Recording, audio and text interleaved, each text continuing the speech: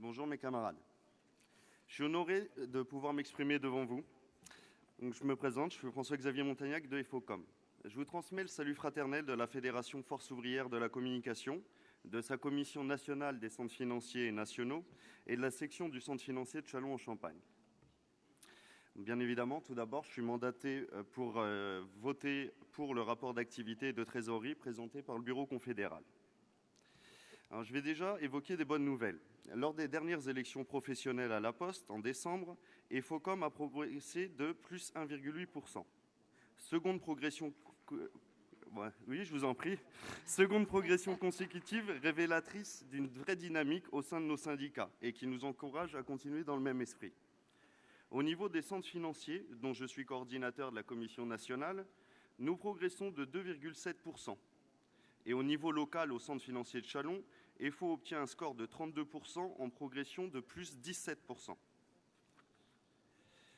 Je vais vous parler de la jeunesse et de syndicalisation à différents échelons. Déjà le plus proche, dans vos entreprises, autour de vous, mes camarades. Nous entendons bien trop souvent, les jeunes ne s'intéressent pas au combat collectif, aux syndicats, ils sont égoïstes.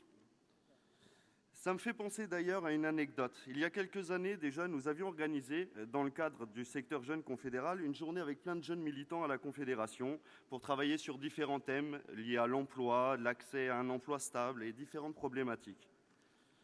Lors d'un tour de table sur le thème « Quelles sont les plus grandes difficultés que rencontrent les jeunes pour accéder à un emploi stable ?», on faisait un tour de table et chacun devait donner une réponse.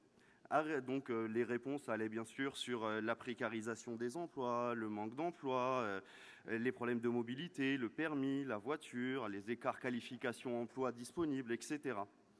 Jusqu'au tour d'un de nos camarades, responsable syndical d'une cinquantaine d'années, perdu à cette réunion jeune, j'imagine, qui m'a dit que si les jeunes avaient donc des difficultés, c'était à cause de leur look lors des entretiens d'embauche. La crête et les piercings et les tatouages, ça ne le faisait pas. Alors je dirais oui, mais là, ça en devient vraiment ridicule. Le problème, c'est que je vous parle des préjugés d'un responsable syndical FO, et donc de quelqu'un chargé du développement de notre organisation. Sérieusement, tout cela, sont des préjugés bien loin de la réalité. Les jeunes travailleurs sont tout aussi concernés et peuvent aussi se fédérer et se mobiliser. J'en veux pour preuve le taux de participation aux dernières élections dans notre centre financier à Châlons, où les contractuels, donc les salariés plus jeunes, ont voté plus que les fonctionnaires. Incroyable ? Non, c'est juste le résultat de contacts quotidiens, de l'accompagnement lors de l'entrée dans l'entreprise, même en apprentissage, en CDD ou en intérim, et lors des différents moments de sa nouvelle vie de salarié. Après, il est plus évident que le syndicat puisse devenir justement un moyen de s'exprimer pour lui, plutôt que d'attendre qu'il ait un problème pour venir nous voir. Savez-vous qu'à la question « Pourquoi n'avez-vous pas rejoint un syndicat ?», la première réponse donnée par les jeunes est « Parce qu'on ne me l'a pas demandé ». Alors, allons leur parler et leur proposer de nous rejoindre. Pas toujours évident d'aller au contact de cette population jeune et soi-disant hermétique.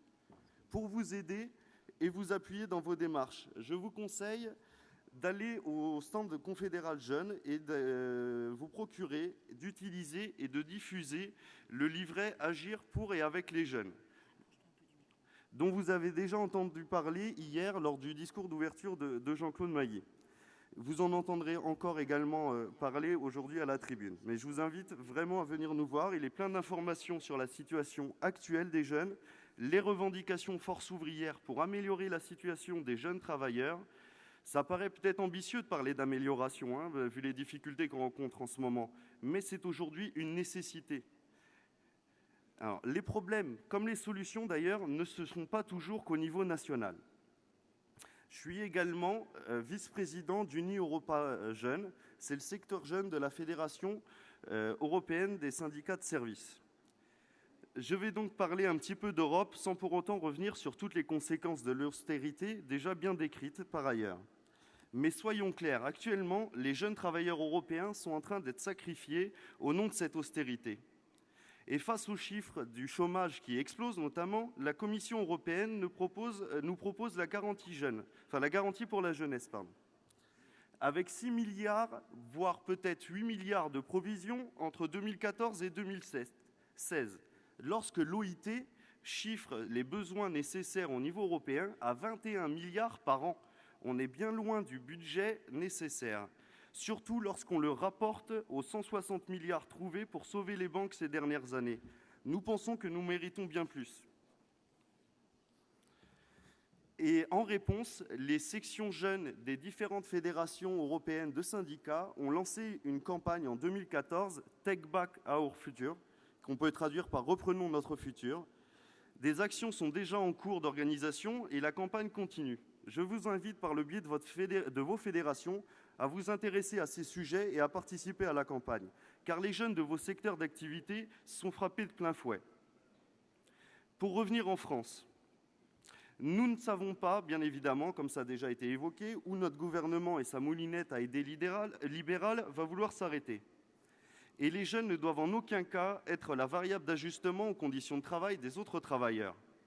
Les jeunes ne sont pas des sous-travailleurs, mes camarades. Je vais essayer de m'expliquer sans donner de nouvelles mauvaises idées. Mais par exemple, comme aux Pays-Bas, il a été introduit un salaire minimum différent en fonction de l'âge des travailleurs. On a déjà entendu parler du SMIC jeune en France, on en réentendra parler et nous, on ne veut pas le mettre en place. Il faudra combattre tous ces types de politiques discriminatoires vis-à-vis des jeunes. Sinon, comment s'étonner qu'ils ne s'intéressent pas aux syndicats? Merci de votre attention, mes camarades. Bons travaux. Vive le syndicalisme libre et indépendant. Vive Force ouvrière.